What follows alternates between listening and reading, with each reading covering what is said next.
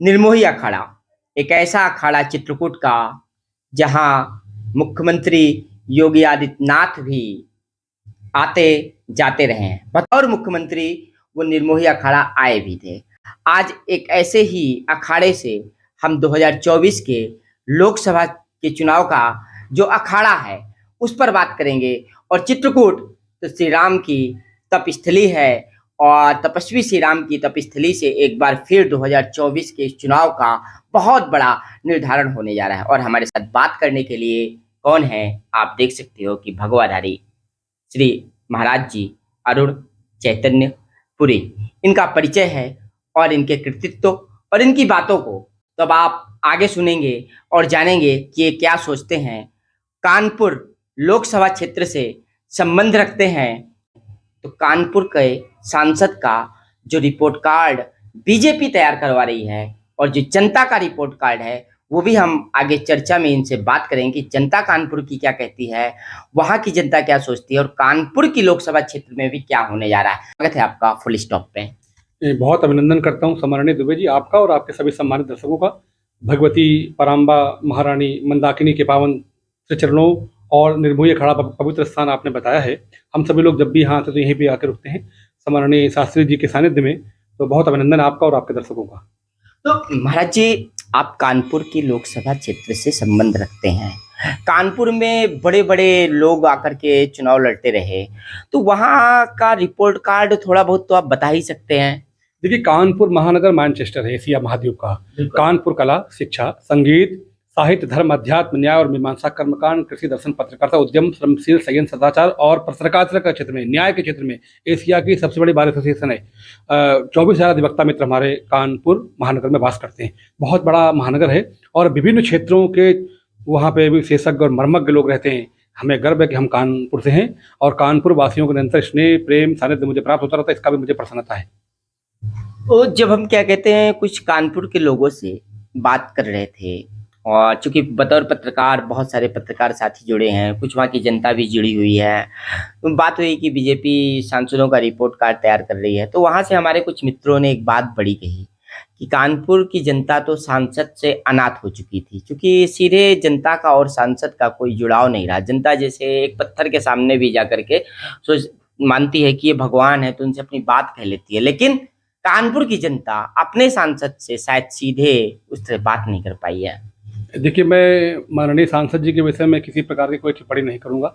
ये आप खुद ही कह रहे हैं कि वो जन भावनाएं उनके अपेक्षाकृत जिस तरीके का जनता में अपेक्षाएं सांसद से होती हैं कि उनका संरक्षण, उनका प्रेम, उनका वात्सल्य, उनकी मैत्री, उनकी करुणा प्राप्त हो, और अपेक्षाएं खरी नहीं उतरी। ये आप ही कह रहे हैं।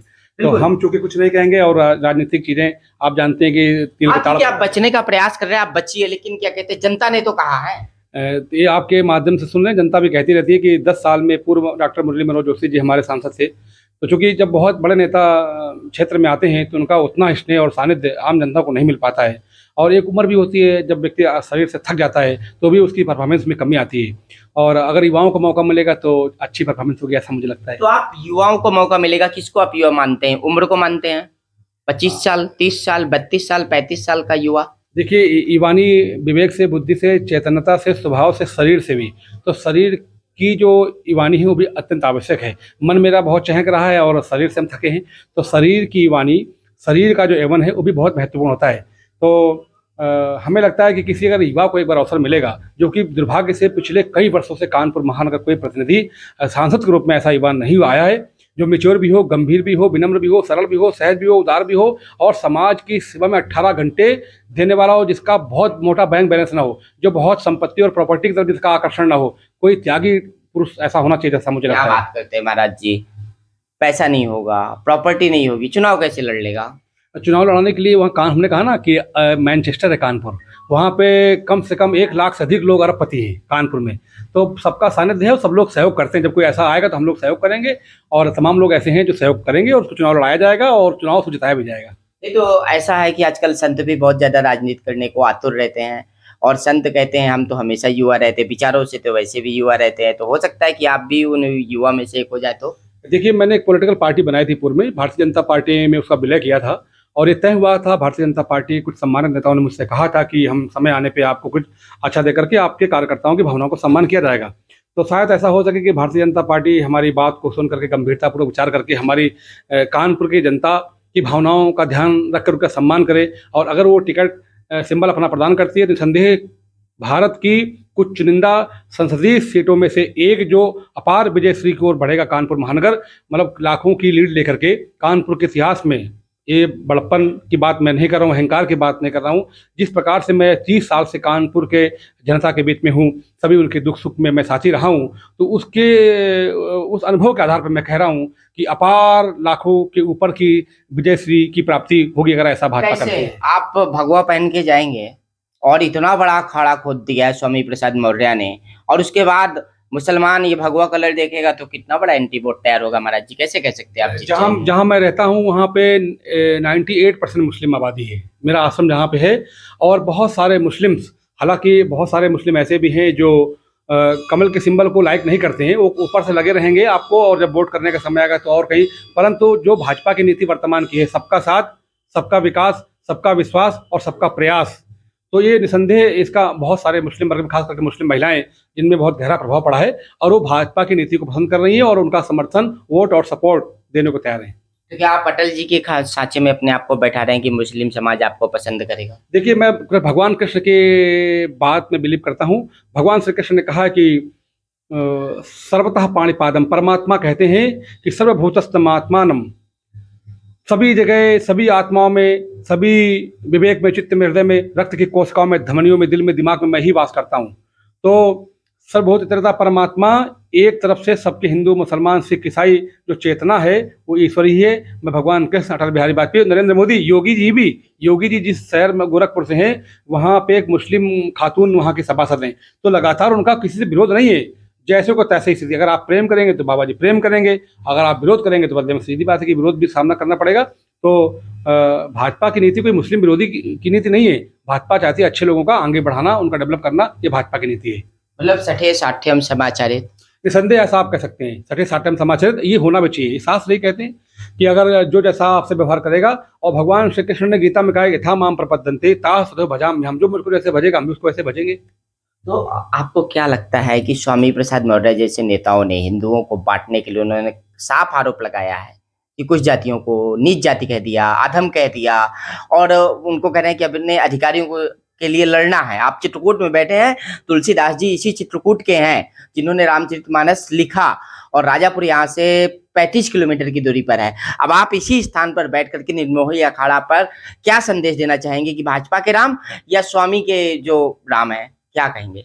राम पूरे दुनिया के हैं, हिंदुओं के, मुसलमानों के, सिखों के, ईसाइयों के, यहूदियों के, जैनियों के और बौद्धों के, सिखों के। राम जन जन के हैं। राम चंद्रमा की चमक है, जल की शीतलता, अग्नि का तेज है, सूर्य को पृथ्वी का गंध है, और भारत के प्रबोध का प्रथम स्वर राम है। राम वेदना में, पीड़ा में, कष्ट में, आनंद में, आह्लाद में, सब जगह राम निकलता है। हे राम, घृणा में राम राम, आनंद में राम राम निकलता है। राम किसी पार्टी विशेष के, व्यक्ति विशेष के, समुदाय विशेष के नहीं, जाति विशेष के, राम पूरे ब्रह्मांड के हैं। और जड़ चेतन जग जीव जहाना, केवल धरती में नहीं, जल में रहने वाले, आकाश में विचरण करने वाले के भी राम हैं। इसलिए स्वामी प्रसाद मौर्य जी, जब बहन जी भूखे मरते थे, स्वामी प्रसाद मौर्य जी, बहन जी ने उनको इतना एस्टेब्लिश किया, उनके नहीं हुए। फिर महाराज जी ने मंत्री बनाया उनको, उनके नहीं हुए। अखिलेश जी की होने वाले नहीं, मौका पर से मर गए थे, राजनीतिक तौर पे मर गए थे, अपने आप को पुनर्स्थापित करने के लिए अनावश्यक, अकारण, असभ्य, अशोभनीय, अमर्यादित, अशास्त्रीय, असंवैधानिक और अपौराणिक बात करके अपने आप को पुनर्स्थापित करने का प्रयास कर रहे हैं, जो कि सफल नहीं होगा। हिंदू समुदाय बहुत सशक्त है, संगठित है, और इनकी नीतियों को जान चुका है। विदेशी पैसे से ये लोग हिंदू समुदाय को आपस में बांट करके और अपने आप को स्थापित करना चाहते हैं। लूट और घसोट की नीति इनकी है। इनकी कोई, आपको भाजपा से लड़ना है तो आप लड़िए, हिंदू समुदाय को आपस में मत बांटिए। इनका नीति है कि जब भाजपा से नहीं लड़ पाए, आपके पास तमाम मुद्दे हैं जिनको आप भाजपा से लड़ सकते हैं। जब कोई मुद्दे नहीं बच पा रहे हैं, तब ये हिंदू समुदाय को आपस में विभाजित करके, बांट के, और देश में सत्ता परिवर्तन करना चाहते हैं, जो कि अब होने वाला नहीं है। तो आपको क्या लगता है कि कांग्रेस तो पूरे दमखम के साथ भारत जोड़ो यात्रा करके और 2024 के चुनाव का अखाड़ा खोद दिया है उसने, पैदल चल के राहुल गांधी ने। अब आपको क्या लगता है कि आपके भगवा की जीत होगी, सनातन की जीत होगी, या फिर कांग्रेस के जो तपस्वी हैं उनकी जीत होगी? हम तो भारत जोड़ो जब मानते, जब पाकिस्तान, बांग्लादेश और अफगानिस्तान सब मिलता, भारत तो पहले जोड़ा हुआ, उसको क्या जोड़ोगे? भारत की नीति तो पूरे वैश्विक कुटुंबकम की है, आज से अनादिकाल से है। भारत तो कांग्रेस के शासन काल में हुआ विभाजित, उसको जोड़िए पहले। कश्मीर चला गया, पश्चिम बंगाल चला गया, केरला चला गया, लगभग जो हिंदू समुदाय वहाँ अल्पसंख्यक हो गया है। आप भारत जोड़ने की, अब तुम्हें याद आ रही है भारत जोड़ने की बात, पूर्व में आपको याद नहीं आई? जब भाजपा ने समस्त देश में हिंदू समुदाय को संगठित करने के लिए, हिंदू समुदाय हिंसक नहीं है, अहिंसावादी है, शांति प्रिय है। हिंदू समुदाय अगर नेतृत्व में रहेगा तो एशिया महाद्वीप में स्थिरता रहेगी, शांति रहेगी और विकास दर तेजी से बढ़ेगा। अगर हिंदू समुदाय शासन में नहीं रहेगा तो अशांति फैल जाएगी, काट मार फैल जाएगा, जिहाद फैल जाएगा। इसलिए हिंदू समुदाय शासन में रहना अत्यंत आवश्यक है, सबके लिए, मुसलमानों के लिए भी, सिखों के लिए भी, जैनियों के लिए भी, बौद्धों के लिए भी, इवन क्रिश्चियनों के लिए भी। क्योंकि आप देख रहे हैं क्रिश्चियन कंट्रियां टकराई जा रही हैं, अफगानिस्तान पाकिस्तान टकराए जा रहे हैं आपस में। तो हिंदू ही एक ऐसा है समुदाय जो बहुत शांतिप्रिय है और सबका साथ, सबका विकास, सबका प्रयास, सबका विश्वास की भावना जिसकी है। इसलिए हिंदू समुदाय को शासन में रहना बहुत आवश्यक है। तो आप एक बात बताइए, आप राजनीति में क्यों आ रहे हैं, क्यों राजनीति करना चाहते हैं, कोई बड़ा कारण? हम राजनीति करना नहीं चाहते, हम राजनीति करना चाहते हैं। स्टेट डेवलपमेंट पॉलिसी, राज माने रहस्य होता है। जो 4 एमएलए, 1 एमपी, 1 डीएम और 1 पुलिस अधिकारी, कमिश्नर पुलिस का, ये जो चंद लोग मिलकर जिस नीति का निर्धारण कर ले उसको बोलते हैं राजनीति। राज माने रहस्य होता है, रहस्य मीन सस्पेंस होता है, सस्पेंस पॉलिसी को आप राजनीति करें। हम राजनीति नहीं करना चाहते, हम राज्य नीति करना चाहते। स्टेट डेवलपमेंट पॉलिसी, राज्य के उत्थान के लिए जो भी नीति का हो, जो जनता के सहयोग से जनता के लिए जिस नीति का निर्धारण, उसको बोलते हैं राज्य नीति। हम राज्य नीति करना चाहते हैं, ना कि राजनीति। तो आपने सुन लिया कि इन्होंने एक बड़ी बात अंत में कही है कि राजनीति और राजनीति का स्पष्ट अंतर बताया है कि स्टेट डेवलपमेंट पॉलिसी। और मैं एक अंतिम सवाल ही अब आपसे 2024 के चुनाव को लेकर के करूंगा कि आपको क्या उम्मीदें हैं कि मोदी जी पुनः प्रधानमंत्री बनेंगे, या फिर हो सकता है कि हार के बड़े कारण क्या हो सकते हैं अगर बीजेपी किसी कारण से हारती है तो, और जीतती है तो क्यों? आपके माध्यम से मेरा भारतीय जनता पार्टी के शीर्ष नेतृत्व का आग्रह है कि टिकट बांटने के समय बहुत ही ध्यानपूर्वक, गंभीरतापूर्वक, विचारपूर्वक, सहानुभूतिपूर्वक उसका जो सिंबल जब बांटें तो उन्हें ध्यान देना होगा। अगर जल्दबाजी में और चाटुकारों से घिर करके और किसी प्रकार का गलत रिपोर्ट उनको मिल जाए, उसके वजह से अगर गलत निर्णय ले लिया गया तो निसंदेह हार होगी। और सही से युवाओं को और बुजुर्गों का जो सामंजस्य है, जो तालमेल है, जो समन्वय है, उसको बना करके और लोकप्रियता दे करके, लोकल लोगों अपनी जो इंटेलिजेंस उनको लगा करके और सही चयन हुआ, निसंदेह दोबारा से प्रधानमंत्री हमारे नरेंद्र भाई मोदी बनेंगे केंद्र में, ऐसा मुझे पूरा विश्वास है। परंतु सिंबल बांटते समय बहुत सावधानी पूर्वक निर्णय लेना होगा।